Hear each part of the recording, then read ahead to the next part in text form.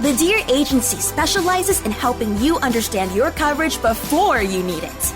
We offer all lines of personal and commercial insurance, including auto, home, and life. Contact Dawn Deere at 210-507-2169 and visit us at 7529 North Loop 1604 in Live Oak, Texas, or farmersagent.com/ddeer. Are you pregnant and alone? You have options. The Sanctuary of Hope offers expectant mothers ages 12 to 22 a place to live, medical care, counseling, continued education, and options to raise your baby in a loving environment or help you with adoption. We want to help provide you and your baby with a bright future. Call us or email us today and let's walk through this together. 210-499-1554 or sohcares.org. All inquiries are confidential. I Am Refocused Radio is brought to you by Documation, service that serves. Technology solutions to keep you moving forward. Visit nation.com today. You are listening to I Am Refocused Radio with your host, Shemaiah Reed. This show is designed to inspire you to live your purpose and regain your focus. And now, here's your host, Shemaiah Reed. Hey, welcome to I Am Refocused Radio. Today we have an awesome show. We are going to be talking to Miss Tilly Dillehay. She is an amazing person, a author, speaker, mother, and also a wife. So without further ado, I want to welcome Miss Tilly to the show and say, how are you doing? Hi there. Good to be talking to you.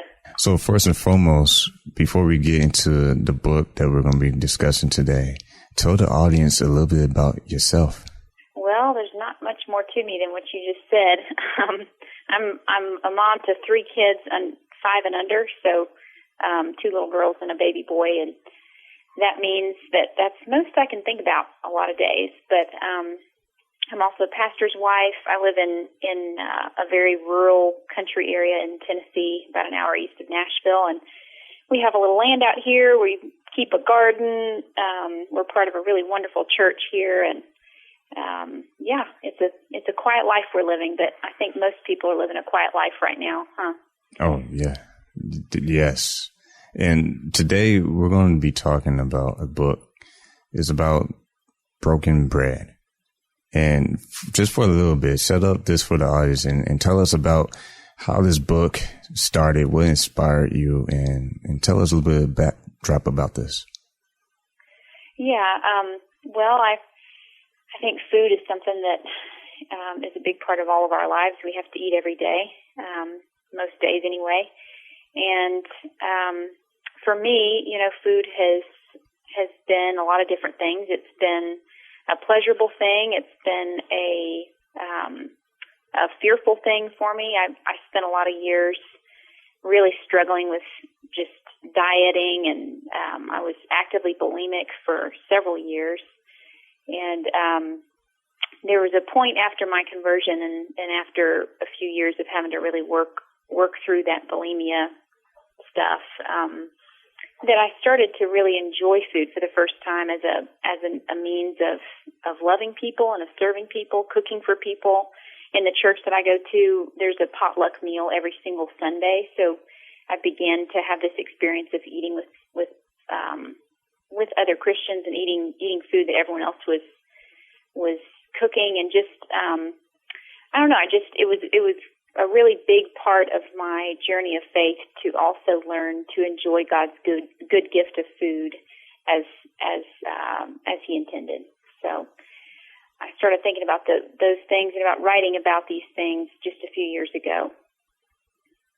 And with the book, Broken Bread, tell us about when you decided to write this book, and you gave us a little backdrop about it. What is the number one goal that you hope that the reader takes away when they complete the book? Yeah. So I started to notice some things just among women that I know, Christians and non-Christians, but even in the church. I started to notice that there were some ways that we were just kind of getting off center when it comes to food. One of the things I noticed was a lot of women who are just really in bondage to rules and to almost a fear of pleasure when it comes to food, almost like this belief that if a food tastes too good, then it must be a little bit dangerous. And we all know, everybody knows that Americans diet a lot. But I started to see that as an indication of a deeper spiritual problem that we are, we can't imagine that God would intend for us to have this good thing, and that there's, and that's okay. So I was seeing a lot of that. I was seeing, obviously, a lot of us really struggling with bulimia. With gluttony. It's a very, it's a common thing that we all talk about a lot, the fact that we have trouble with overeating. And then another thing I was noticing is just ways that food was kind of coming between us in social settings. So maybe a woman not being able to eat the food that her friend has prepared at her own house because of a new diet, or somebody else maybe being tempted to kind of use food as a way of feeling superior because she's discovered this new ingredient or this new diet plan or something like that. So just ways that we use food to achieve a feeling of superiority or significance. And so what I'm describing here are these four sort of ditches or pitfalls that I see people fall into around food, and you could think of them as maybe two sets of twin vices. So asceticism versus gluttony, and then snobbery, which is that social stuff I was talking about, caring too much about the fancy ingredients or the diet, so that you fail to love people well. And then on the other end of that would be just apathy, where you kind of throw up your hands and just say, it's all the same to me. A frozen dinner versus a good home-cooked meal, there's no real difference between those things. And kind of sniff and turn your nose up at the really amazing variety that God has provided, that we have access to today, is kind of unprecedented, just variety that is available to us. So anyway, so I wanted to open the book by talking about these four poles or these four extremes, and then spend the rest of the book just talking about the ways that we can approach food with joy and with thanksgiving, and as a way to love people. I talk about hospitality and learning to cook, and just ways that food is sort of a taste of heaven, because these have been the kind of things that have helped me so much through the years to get free of some of these strongholds. If you're just now tuning in, you listen to I Am Refocused Radio, host Ramon Reed, talking to Miss Tilly Dillehay, and you mentioned hospitality. How does that play a role when it comes to people, and how does that, when you're practicing it and putting into effectiveness, how does that really transform someone's life?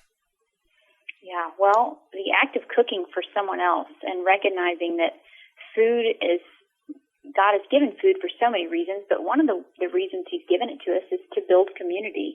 When you sit down and eat with someone, it's sort of an intimate thing to do. You don't do that with strangers. You don't do that with your enemies. You do that with your friends and your family. And so when you cook for someone and you serve them in that way, you're serving their body, but you have an opportunity to serve their soul, because the things that happen around a table, the words that are spoken, and the relationship that's built there, it has a purpose that is much greater than just getting someone's stomach full, But I think for me, just the experience of cooking for other people and for myself, and sitting down and enjoying a meal with full presence of mind, it is so different from the sort of private, for me, very secretive, even with the bulimia. That's something that happens in secret. So to take food and make it not a private thing that you beat yourself up about or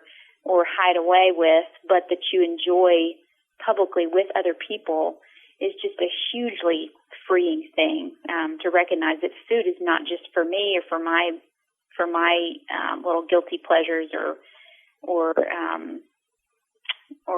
whatever, but it's for other people as well. It's to build community.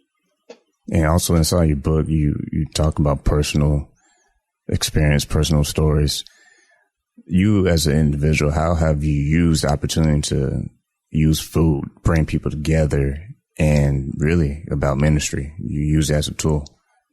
Yeah. Well, I mentioned before the potluck meal, and I'm not sure if it's the potluck or if it's, I've never been able to really nail it down, but I've thought before that one of the reasons why I feel like our church is such a strong community of people who really know each other is that we eat together every week. I can't get around the feeling that one factor really makes a huge difference in our church culture.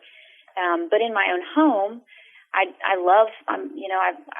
haven't always had a home. So when the Lord saw fit to allow me to get married and have my own table to keep, others had served me so much through the years at their own family tables, and I was really eager and ready to keep my own family table and start asking people to come and share that with us. So for a couple of years now, I've tried to do a big soup night once a week. It's actually been gumbo for a lot of the time, and I tried to get a variety of people to come. It's a huge amount of food that you cook in one big pot, so it's easy to add extra people, to the guest list or whatever. Just bring anybody basically, and you can get your Christian brothers and sisters there, and you can get unbelieving neighbors and friends in the house with them, and it provides an opportunity to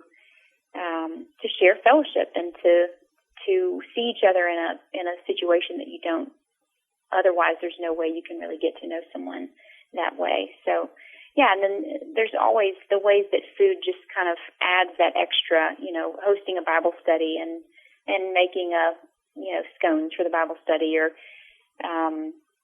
having tea. A lot of the time the ladies in our church, we won't say, hey, would you like to go out to lunch together? We'll say, hey, will you come to my house for tea? Because it's just kind of the tradition around here. So yeah, it's a huge opportunity for the gospel, I think, to get people under your roof, because it buys you an audience for the good news about Jesus. And we're talking to Tilly Dillehay. She's an author, speaker, and mother of 3 amazing kids, and she's also the wife. And when you are talking about food, I mean, number one, I know everyone's going to be hungry and they're going to want to be in the kitchen to cook some food pretty soon after this episode. But for those who may lack a little confidence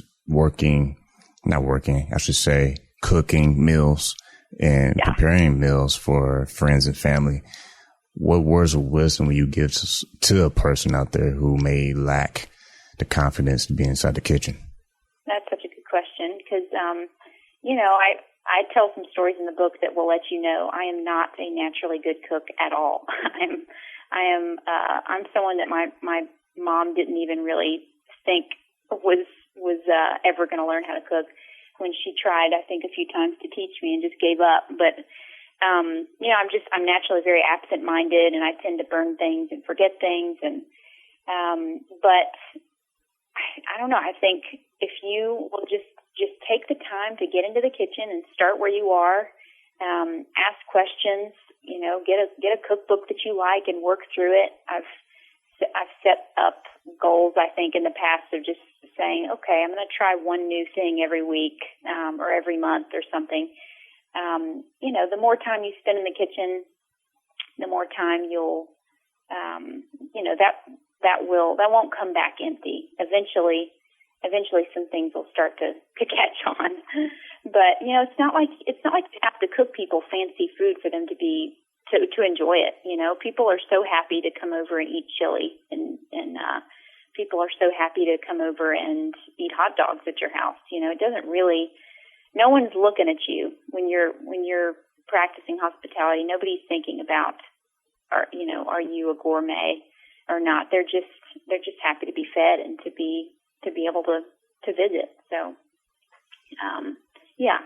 I think it's not going to be a waste of time to get into the kitchen. I identify with that feeling that this is so much time. I can't believe people do this every day, but eventually it'll catch on.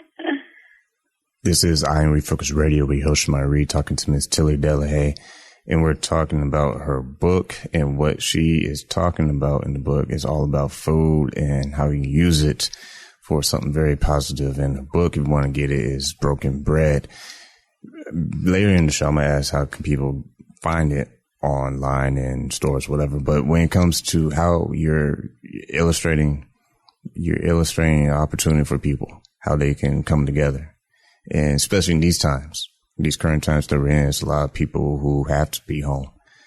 So when it comes to food and discussions at the table, what are some of the discussions do you find yourself having with your own family? That's such a great question. Our kids are very small, so some of what we're trying to practice at the table is just asking them not to speak for a short period during the meal so that we can actually eat and get a word in, me and my husband. But, training them to sometimes be quiet and let adults speak. But I think there's also, we like to just have the girls sort of update daddy on their day, so just let him know what do they do and what did we talk about today? What did we, just stories from the day. And then at the end of our meals, we discovered a few years ago that when we were trying to figure out when we could do some kind of a family devotional time, we figured out that the supper time meal is the most consistent thing in our family life. It pretty much happens every day of the week, just about, especially right now. But just there's always that moment when we're all together at the table. So we decided, since we're all there anyway, after the meal, that can be our time to do what we call read and sing. That's what we call it to the little girls. Now it's time for read and sing. So we sing one hymn together, one song together. Justin reads a Bible story that's sort of oriented to kids, and we practice our catechism. And it takes probably 10 minutes, but it's the way we cap off that meal.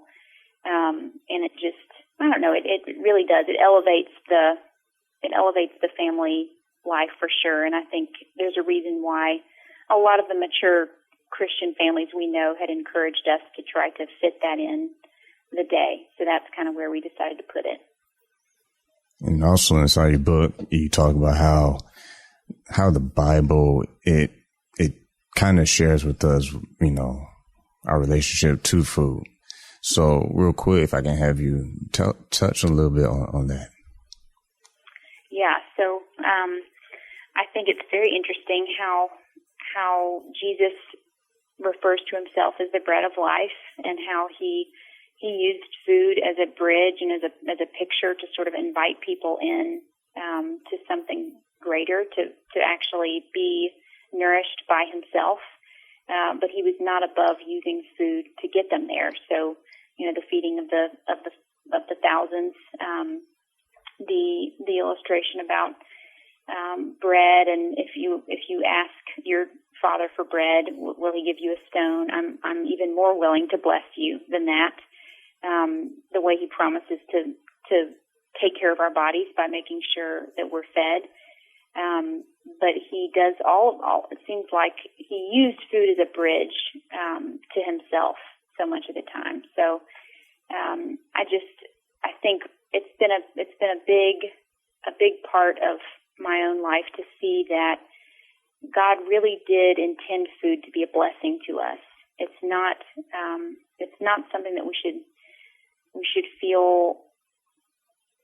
We shouldn't be assigning moral language to food as if there are some foods that are inherently bad and some foods that are inherently good. Jesus said that there's nothing that going into our bodies can defile us. That's reserved for what comes out of our mouths. So he set us straight about the idea that there are some foods that are inherently so bad that they cannot be righteously enjoyed. I think what we know as Christians is that everything 1 Timothy 4 says this: everything created by God is good, nothing is to be rejected if it is received with thanksgiving, for it is made holy by the word of God and prayer. So just the idea that really the only food that can be eaten sinfully is food that is not taken with thanksgiving. That's what makes a food a defiling food. So there's no, donuts, because they're donuts, are not going to defile you just because they are, not, just because it wouldn't be good to eat donuts every meal of every day. So just, I think a lot of what I'm trying to communicate in this book is just the idea that there's a balance here to be had, a balance between fear of pleasure and burying our faces in food as if food is going to give us joy when it has no power to give us true joy. And between thanking God and enjoying these incredible flavors that He's provided in His world for us to enjoy, the balance between enjoying those and recognizing those and not making them the ultimate and putting creation up above the Creator. I feel like I'm wandering now, but yeah, just food is a blessing, and He intends it to be a blessing to us. You listen to I'm Focused Radio, talking to Miss Tilly Dillehay. And if you want, you can definitely get her book. And before we let her go, we definitely get that information. But I want to talk on something real fast. You mentioned about dinner. Dinner is a time where a lot of people do come together, because before all this stuff happening right now, people are used to going to work, and sometimes you're running and getting breakfast on the go. And by the time everyone's off, we can come together at, after work and have a nice dinner together. When you use food as a tool for ministry, people are eating to fill up their tank again so they can go out and be productive. But it's also a time to open up to one another and find out what's going on. You mentioned about having everyone in your family mention about their day. What are some of the themes that happen at the table as far as topics? Yeah, well, I can tell you about ways that I was blessed as a new baby Christian at the table. Those are the memories that are the most vivid to me. When I first became a believer, it was because a pastor and his wife invited me to come and stay in their home for 2 weeks. They had kids in the house. They had teenagers. But I was just this kind of lost soul and in a real tough place in my life. And they had me under their roof for weeks while I was doing some biblical counseling with this pastor. And I can remember the sort of culture shock of sitting around their family table and hearing them just talk about things, talk about the Lord if as things naturally came up. And then over the next 3 or 4 years, I stayed in 2 or 3 other Christian homes as a guest because I was looking for work. I didn't have my feet under me yet, And so, in each of those homes, I just remember the way that the table was a place for us to get to know each other and to share. I remember meeting missionaries at the table when they were in town and hearing stories about what the Lord was doing on the mission field, and that building my faith. Those stories build your faith because you're a new Christian. You don't know how these things work. So the idea that the Lord is doing so many different things in so many different places is just a revelation to you, But yeah, it's been so personal to me. I feel like I have a debt that I owe to have other people, to feed other people after all the people who fed me. And throughout the show today, we touched on multiple things, but the focus of this show is definitely about community faith and the love you have for those who are special to you, and how you can use that table to bring that about and forth. So I want to thank Tilly for being on the show today. And before we let you go, how can people find Broken Bread, and how can they support you and your ministry? I'm prepared to come out and do some speaking with some women's ministries this year. So there's information about that just by emailing me. My website is justinandtilly.com. My husband's name is Justin. We write together. It's just a blog, but there's information there about the book. And you can get the book itself on Amazon, at Barnes & Noble website, Target website. It's available. But once again, this is On Refocus Radio, and we want to thank Ms. Tilly Dillehay for taking time out of her busy schedule to talk to us and talk to you, the listener. And like we say on every single show, keep God first, stay focused, and peace.